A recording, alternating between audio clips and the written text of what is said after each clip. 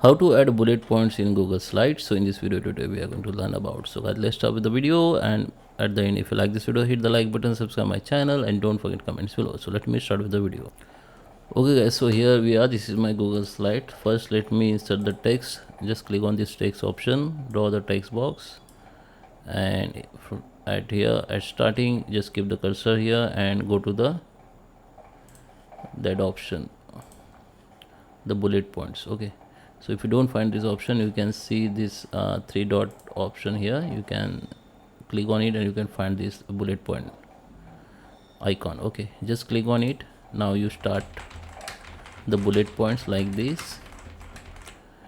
If you want to create sub bullet points, then hit the enter and then hit the tab button on your keyboard, then it will be create the sub bullet points. You can also create sub bullet point for sub bullet points. You can see you have to just hit that tab button on your keyboard and it will be create the sub bullet points. Okay, now if you want to convert existing bullet points to sub bullet points, then select that existing bullet points and hit the tab.